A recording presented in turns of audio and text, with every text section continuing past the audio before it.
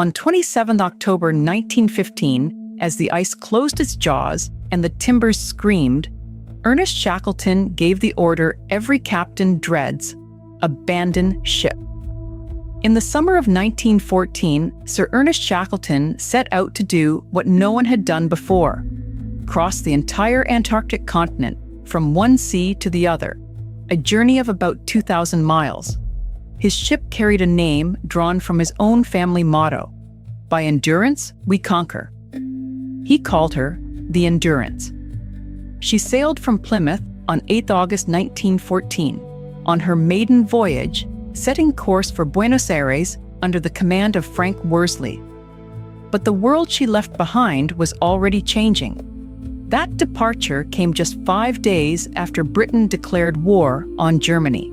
Shackleton offered his expedition to the war effort, and the answer came back from the First Lord of the Admiralty, Winston Churchill, in a single word: proceed. From Buenos Aires, the Endurance pushed south, reaching the whaling station at Grytviken on South Georgia in November, then leaving on the 5th of December 1914 for the Weddell Sea. What none of the men could know was that the name on the hull would soon stop being a boast and become the only thing keeping them alive. By 15th of January 1915, the Endurance was tantalizingly close, within 200 nautical miles of her destination, Vahsel Bay. And then the sea itself turned against them. Heavy pack ice and a gale halted the ship's progress. The crossing of Antarctica had not even begun, and already the expedition was stalled. Slowly, remorselessly, the pack ice tightened around the wooden hull. For months, the ship sat locked in a frozen ocean that drifted where it pleased. What do you do when your ship becomes your prison, and the prison itself is moving? Shackleton watched the pressure build, timber against ice, knowing that a wooden vessel could only take so much. On 27th of October 1915, the ice won. As the hull was crushed, Shackleton gave the order to abandon the Endurance. The men were told to gather no more than 2 pounds each of personal gear, a lifetime reduced to what a person could carry. Then, on 21st November 1915, the Endurance broke up and slipped beneath the Weddell Sea. The expedition to cross a continent was over. In its place began something else entirely: a fight simply to stay alive. Part 1: A camp on drifting ice. Now, there was no ship, no shelter but canvas, and no solid ground for hundreds of miles in any direction. The crew camped on an ice floe, a raft of frozen sea drifting slowly across one of the most hostile stretches of ocean on Earth. Think about what that means. Beneath their tents was not land, but shifting ice that could crack open at any moment. Around them was the polar cold. And there was no radio call for help, no rescue coming, because no one in the world knew where they were. For more than a year, the men lived this way, their fate tied to the movement of the ice. Shackleton's task was no longer exploration. It was to hold his party together, body and mind, while the floe carried them, and to wait for the moment the ice would give them a chance to escape. That chance, when it came, would demand that they trust their lives to 3 small open boats and a freezing sea. The question hanging over every day was brutally simple. Part 2: Escape to Elephant Island. Would the ice break up near land, or would it scatter them into open water with nowhere to go? After more than a year on the floe, the moment arrived, and it was terrifying.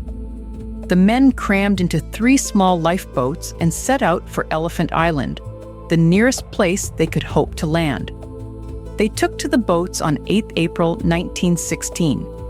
For 7 perilous days, they pushed through stormy seas and loose, grinding ice, exposed to the full fury of the Southern Ocean in boats never meant for such water. On 15th April 1916, they reached Elephant Island, For the first time in nearly 500 days, the men stood on solid ground. But relief was thin. Elephant Island was a bleak, uninhabited rock, far from any shipping route. No rescue would ever stumble upon them here. They had escaped the ice, only to be marooned somewhere no one would think to look. Shackleton understood the terrible arithmetic. Staying meant slowly waiting to die. Getting help meant crossing open ocean to reach civilization. And the nearest place with people was hundreds of miles away, across the same sea that had nearly killed them. So, he made a decision that sounds like madness. He would go back out onto that water, on purpose. Part 3, the James Caird. Shackleton chose 6 hand-picked men and left 22 behind on Elephant Island. Before he left, he gave Frank Wild full command, with orders that if the journey failed, Wild was to try to take the party to Deception Island the following spring. Then Shackleton climbed into a 22.5-foot ship's boat named the James Caird, alongside Worsley, Crean, McNeish, McCarthy, and Vincent.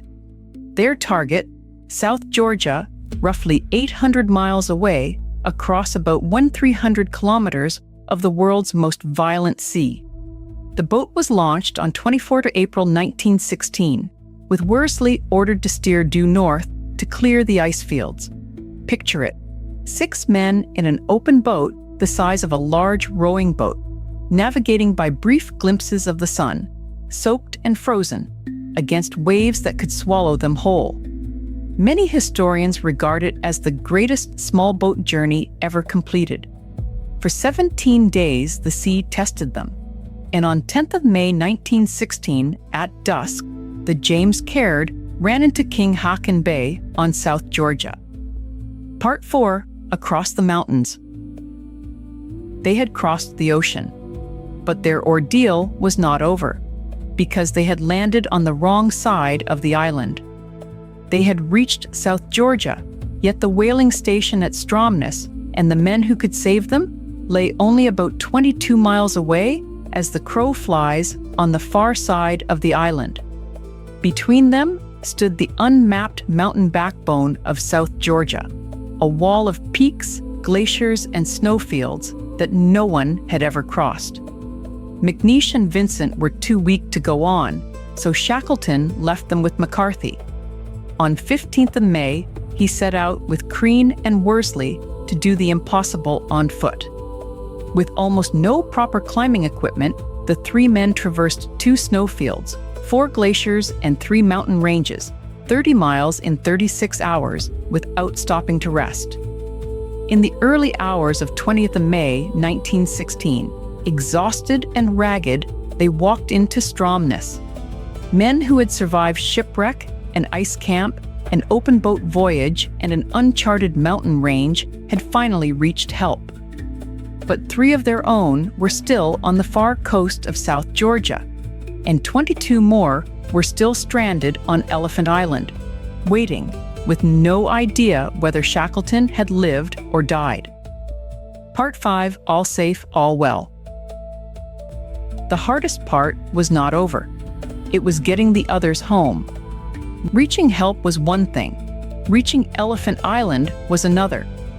The sea ice that had wrecked the Endurance now guarded the marooned men, turning back rescue attempt after rescue attempt. It took many months and 4 separate attempts before Shackleton could finally break through.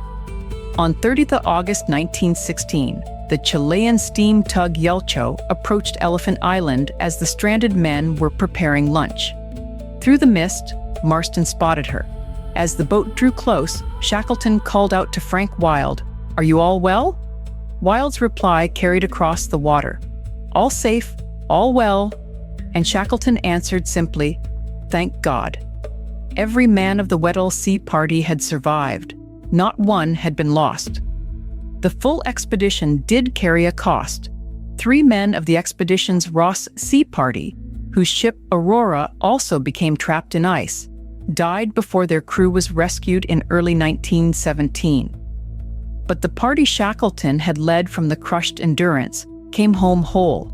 Shackleton returned to South Georgia in late 1921, and on 5th of January 1922, suffered a heart attack aboard his ship and died. He was buried in the whalers' cemetery at Grytviken, the island where his greatest survival had been won.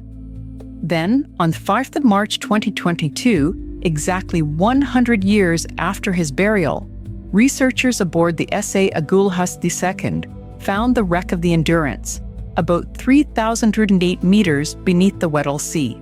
She was remarkably intact, upright and proud of the seabed, in a brilliant state of preservation, with the word Endurance still arced across her stern, a name that had, in the end, meant exactly what it said. This is a historical account of survival at the limits of human endurance. If stories of isolation, despair, or crisis affect you, please reach out to a local mental health helpline or a trusted person.